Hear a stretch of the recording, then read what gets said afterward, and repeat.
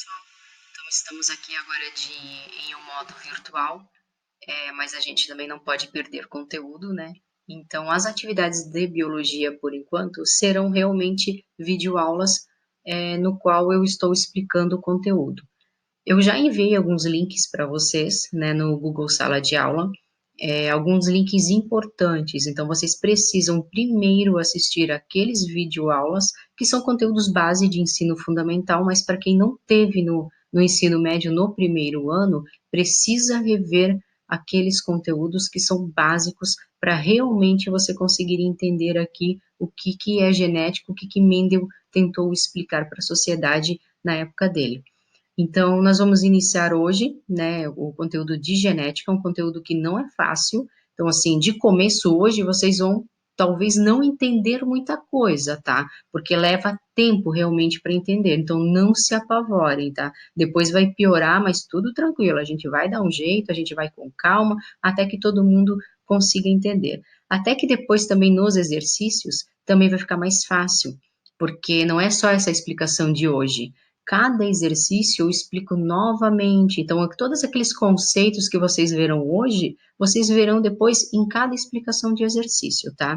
Então, revejam o vídeo, anotem, façam um resumo no caderno. As experiências de Mendel, eu também quero que vocês coloquem no caderno de vocês, tá? Assistam 3, 4 vezes, vão anotando. Se por acaso ficar uma dúvida, anotem essa dúvida ali, que no próximo vídeo, depois talvez você acaba tirando esta dúvida com outras explicações, né? Até porque os exercícios são formas diferentes de explicações deste conteúdo, tá? E se mesmo assim persistir, fale comigo, mande pelo WhatsApp, às vezes a tua dúvida é a dúvida de outras pessoas e eu posso realmente montar um vídeo só explicando dúvidas de vocês. Também é válido, tá bom? Então vamos aqui iniciar. Nesta imagem, nós temos aqui vários seres vivos, né? Que vocês estudaram ano passado, que era conteúdo do segundo ano, o estudo dos reinos. Então, assim, por que que um fungo ele é tão diferente de uma bactéria? Por que que uma bactéria é tão diferente de uma planta, né? Por que que uma planta é tão diferente do ser humano, que é um animal? Porque cada indivíduo tem no seu material genético características que darão para ele as características específicas de cada espécie. Então, é lá no material genético que vai encontrar todas as características, toda a morfologia, né, toda a biologia, né, que um fungo tem. É lá no material genético das bactérias que tem as características que são específicas das bactérias. Então, toda informação genética ela está contida lá nos cromossomos, né, que são condensações de DNA, e é lá que contém as características físicas e biológicas de um ser vivo, que é através do cariótipo, né, que é a quantidade de cromossomos que este ser tem. Partindo deste ponto, surge o pai da genética, né, que é o Gregor Mendel.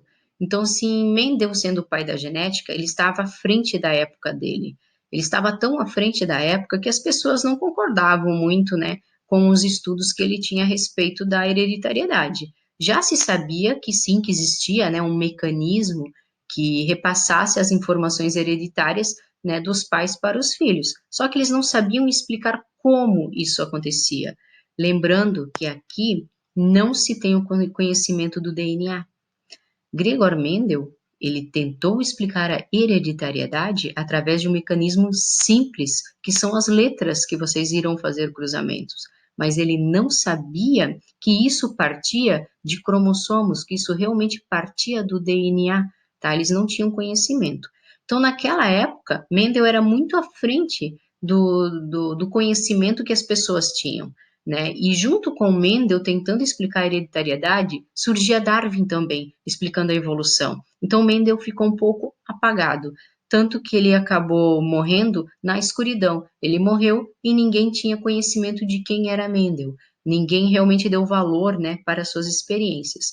Então, após a morte dele, foram surgindo outros cientistas, outros pesquisadores, que levaram em conta a experiência dele e que realmente né, a partir depois também do estudo do DNA, né, do surgimento do DNA, da descoberta, né, desta outra característica importante para a genética, Mendel foi levado a sério. Então, fizeram a experiência dele, explicando de uma forma, né, mais atualizada e conseguiram comprovar o que Mendel tentava dizer na época.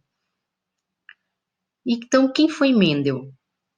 Né, que Mendel foi um monge, gostava de botânica, isso todo mundo sabe. Ele vivia na Áustria, ele morava com os pais, então os pais eram camponeses, viviam da agricultura, mas Mendel não queria, né, ele não queria essa vida para ele, ele não queria ficar na agricultura. Ele queria realmente estudar, ele gostava muito de estudar, gostava muito de plantas, ele era considerado um botânico. Então ele foi, né, para um mosteiro, também na Áustria, e isso foi já com 21 anos de idade. Ele estudou história natural, né, em uma universidade. Ele iniciou as suas experiências no jardim desse mosteiro. Então, lá no mosteiro, né, tinha um jardim muito amplo, cheio de plantas, e nas horas vagas ele cuidava daquele jardim. Então, ele cuidava das plantas. Só que ele não só cuidava, ele anotava, ele fazia observações, né, ele escrevia as hipóteses. Então, ele fazia pequenas observações que depois ele acabou usando até como uma forma de método científico, fazendo uma experiência para tentar comprovar então a hereditariedade. Ele também, naquele mosteiro, ele se tornou um líder, algo muito importante, então ele comandava também dentro daquele mosteiro, então ele comandava, ele era um líder dentro dos monges. Morreu em 1884, né, então assim, morreu sem ser reconhecido. Como é que foi então esse trabalho, né, de Mendel com as ervilhas? Então ele notava que as ervilhas, né, quando ele cultivava as ervilhas, que todas elas eram ervilhas, só que tinham características diferentes. Algumas ervilhas eram amarelas, outras eram lisas, outras eram verdes, outras eram rugosas. Então a própria semente da ervilha, né, ela tinha várias características que dava para diferenciar a olho nu. A gente conseguia, através da visualização, ver que uma ervilha era diferente da outra.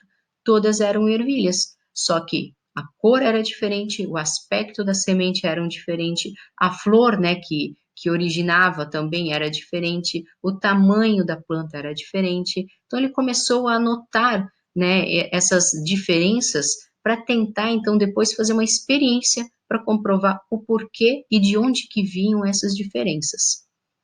Por que que Mendel escolheu as ervilhas, então, para tentar provar a hereditariedade, né? Por que que uma ervilha tinha semente amarela? Por que que a outra ervilha tinha a semente verde?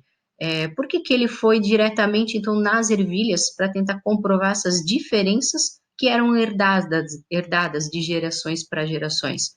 Fácil cultivo, então, assim, ele plantava, germinava de um dia para o outro, o crescimento era muito rápido, então ele não precisava demorar meses, né, para acabar uma experiência. Ele fazia isso em questão de semanas, e a partir da conclusão ele já tinha as anotações, então ele poderia fazer mais vezes aquelas experiências para realmente ver se o que ele pensava, né, como hipótese, se realmente estava certo. Então, assim, eram características que eram mais tranquilas e mais certeiras para ele.